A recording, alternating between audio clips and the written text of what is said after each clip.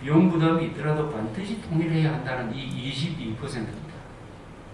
이 사람들이 진짜 애국 세력이에요. 진짜 애국 세력입니다. 우리 주변에서도 그런 사람 들어봅니다. 지금처럼 사는 게 좋겠다. 통일하면 혼란이 생긴다 하는 이야기를 보수적인 사람도 많이 합니다. 그렇게 이야기하는 한 그 사람은 진정한 보수라고 볼 수가 없어요. 왜냐? 그것은 자유의 원칙, 정의의 원칙, 인도주의의 원칙, 그리고 무엇보다도 헌법 정신에 위반되기 때문입니다. 보수 세력은 헌법을 위반하면 보수 세력이에요. 그런데 놀랍게도 22%만이 비용 부담이 있더라도 반드시 통일해야 한다는 생각을 가집니다. 지난 민주화 시대가 한 30년이 흘러갔습니다.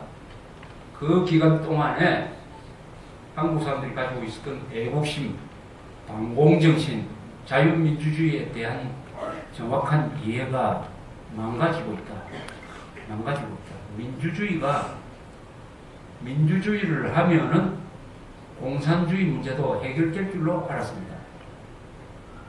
1980년대에 재판소에 가보면은 좌경적인 학생 재판을 할 때 그 변호인으로 나온 사람들이 독재에 반발해가지고 왼쪽으로 갔다.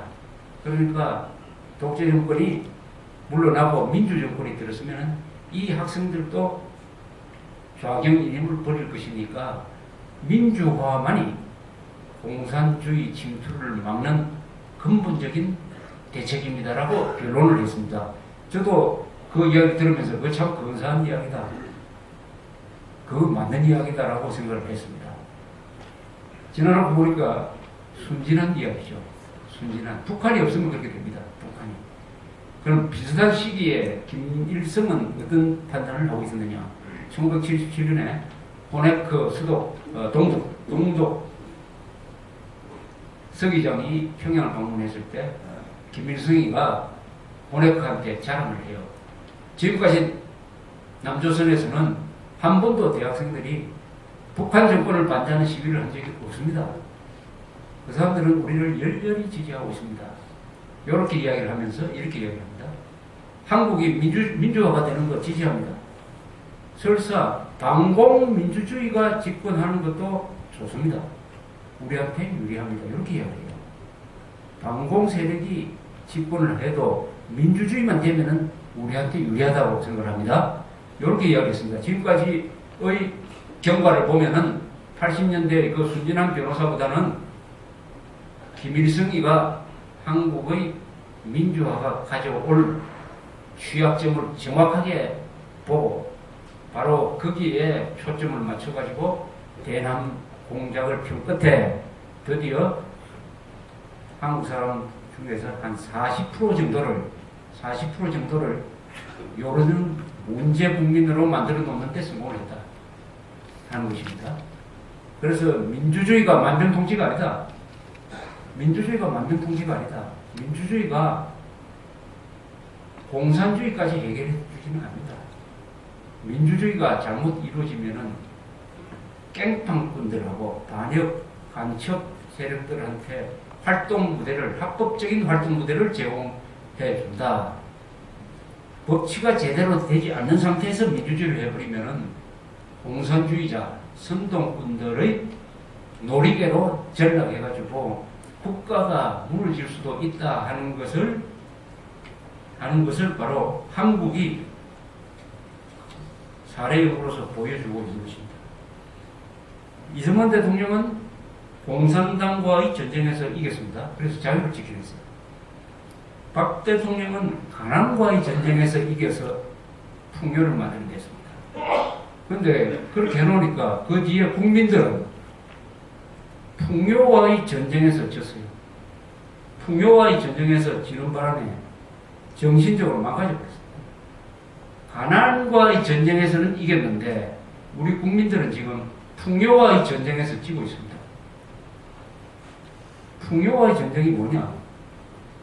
잘 살고 자유롭게 되면은 용기가 사라진다. 희생정신이 사라진다. 애국심도 사라진다. 군대에도 가기 싫어한다. 군 복무기간 계속 단축하자고 합니다. 군대에 있으면서도 계속 핸드폰 쓰려고 합니다. 군대에서 기합도 받기 싫어하고 군대에서 자기 부모한테 전화해가지고 전쟁 날지 모르겠다고 겁을 줍니다. 요게 다 잘 살기 때문입니다. 그래서 토마스 칼라일이 말했던 대로 인간이라는 것은 역경을 이기는 사람이 100명이면 풍요와 싸워서 이기는 사람은 한 사람도 없더라. 인간 본성입니다. 잘 살기 때문에, 이게 잘 살기 때문에 인천 상륙작전 때문에 우리가 통일이 못 되어서 아쉽다는 이런 소리를 합니다. 이런 소리를 하는 것은 잘 살기 때문입니다. 왜냐? 이런 소리를 해도 감옥에 안 간다. 이런 소리를 해도 나라가 안 망한다고 생각하기 때문에 이런 소리를 하는 겁니다. 그러니까 아주 이 간교한 말장난이죠. 말장난. 그럼 그자고 그런 식으로 뭡니까? 26.1%는 인천 상륙작전 때문에 통일이 안 돼서 아쉽다고 생각하는 요 26% 중에 북한에서 살겠다고 하는 사람이 한 사람이라도 나오겠습니까? 그럼 뭐냐? 이게 자기를 속이는 거죠. 위선입니다. 위선. 제일 나쁜 게 위선입니다. 위선은 뭐냐? 말 그대로입니다. 속에 나쁜 마음을 가지고 있으면서도 겉으로는 선한 척 하는 것을 위선이라고 합니다. 위선. 위선의 반대말이 있죠. 위악이죠. 위악. 마음에 착한 마음 가지고 있으나 겉으로는 엄격하게 악당처럼 행세해가지고 많은 사람을 교육시키고 하는 이런 사람이죠. 위악자죠. 박정희 같은 사람은 위악자입니다. 위악자. 김대중, 노무현, 참여연대 이런 자들 다 위선자죠. 위선자. 그래서 우리는 지금 이 풍요와의 전쟁이라는 이 굉장히 이기기가 어려운 전쟁을 하고 있는 것입니다. 잘 살기 때문에. 경제가 발전되면 민주주의가 된다 하는 것은 증명되었어요. 그러나 경제가 발전되면 자동적으로 법치가 이루어지느냐, 경제가 발전되면 자동적으로 공산주의를 타도할 수가 있느냐 하는 것은 이 별개의 문제구나 하는 것을 지난 30년 동안에 우리가 한국의 사례를 보면서 이렇게 알게 되었던 것입니다. 자, 그 다음에 또 이 조선일보에 나오는 여론조사를 보면 이렇습니다. 미국에 대한 인식은 요새 또 상당히 좋아지고 있어요. 한때 미국을 좋아한다는 조사가 해보면 50% 이하로 내려갔던 적이 있습니다. 노무현 정부 때. 그런데 이명박 정부 들어오고 나서는 또 굉장히 늘어가지고 요새 조사는 79%가 미국에 대한 고의적인 생각을 가지고 있습니다. 79%입니다. 세계에서 또 친미 감정이 가장 높은 나라가 되어버렸어요. 반미 감정으로 1등을 달리더니 갑자기 또 친미 감정이 세계에서 제일 높아요. 79%.